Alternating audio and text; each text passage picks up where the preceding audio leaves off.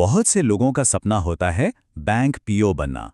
अच्छी सैलरी, सरकारी नौकरी का टैग, सिक्योरिटी, भला कौन नहीं चाहता। लेकिन क्या ये सपना उतना ही सुनहरा है जितना दूर से दिखाई देता है? आज हम इसी सपने की हकीकत को परत दर परत खोलकर देखेंगे। तो सवाल सीधा सा है, ये नौकरी आखिर है क्या? क्या ये एक आरामदायक सरकारी जॉब है जैसा ज्यादातर लोग सोचते हैं, या फिर ये एक हाई प्रेशर करियर है? चलिए मिलकर इसी सवाल का जवाब ढूंढते हैं। तो सबसे पहले उस सपने की ही बात करते हैं। वो क्या चीज़ है जो लाखों लोगों को हर साल इस जॉब की तरफ खींच लाती है? आखिर इसमें ऐसा क्या खास है? देखिए, वजह तो बिल्कुल साफ है। सबसे पहले तो एक अच्छी खासी सैलरी, फिर सरकारी नौकरी का टैग, मतलब जबरदस्त जॉब सिक्योरिटी, समाज में एक अलग ही इज्जत मिलती है और आगे बढ़ने के मौके भी तो हैं। जाहिर है, इन्हीं सब चीजों के लिए तो लाखों लोग हर साल इसकी तैयारी में जुट जाते हैं। तो ये तो हुई सपने की बात। अब जरा हकीकत की जमीन पर उतरते हैं। देखते हैं कि एक प्रोबेशनरी ऑफिसर, या जिसे हम पीओ कहते हैं, उसका असली रोल क्या होता है। मतलब दिन भर वो करता क्या है। अच्छा, पीओ का मतलब है प्रोबेशनरी ऑफिसर। ये समझिए कि बैंक में एक ट्रेनी ऑफिसर की तरह होता है। जब सिलेक्शन हो जाता है तो एक प्रोबेशन पीरियड होता है, मतलब एक ट्रेनिंग का टाइम। इसमें असिस्टेंट मैनेजर बनाने से पहले बैंक का सारा काम A to Z सिखाया जाता है। और ये ट्रेनिंग कोई छोटी मोटी नहीं होती, काफ़ी डिटेल में होती है। मतलब कस्टमर सर्विस से लेकर लोन कैसे पास होता है, कैश कैसे मैनेज होता है, नए अकाउंट्स कैसे खोलते हैं, और ब्रांच के रोज़ के सारे काम, सब कुछ सीखना पड़ता है। तो इससे आप समझ सकते हैं कि ये जॉब कितनी डायनामिक है। चलिए अब एक कदम और आगे बढ़ते हैं। एक पीओ का बैंक में पूरा दिन आखिर गुजरता कैसे है? और यहीं पर उम्मीद और हकीकत का फर्क साफ दिखने लगता है। सबसे बड़ा शौक शायद यही लगता है। लोगों को लगता है कि ये 10 से 5 की आरामदायक नौकरी है, लेकिन सच तो ये है कि असल में काम 7 से 8 घंटे और कभी-कभी तो उससे भी ज्यादा खिंच जाता है। तो वो 10 to 5 वाला सपना, वो तो भूल ही जाइए।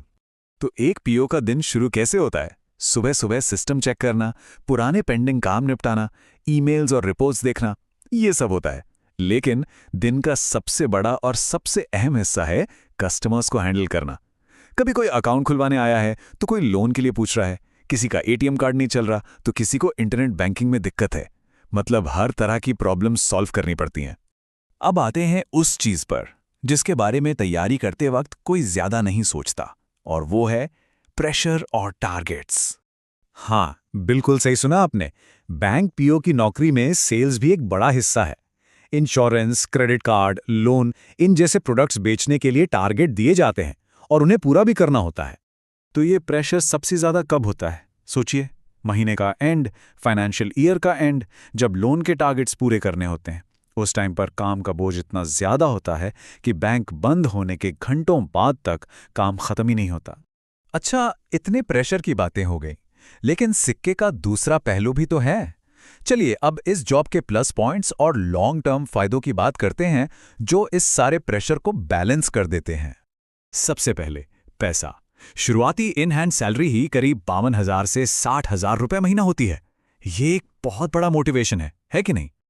और सिर्फ सैलरी ही नहीं, ग्रोथ भी कमाल की है। एक पीओ की तरह शुरुआत करके, और अगर आप अच्छा काम करते हैं तो सिर्फ 10 से 12 साल में जनरल मैनेजर जैसी टॉप पोस्ट तक पहुंचना मुमकिन है। ये बहुत तेज ग्रोथ है।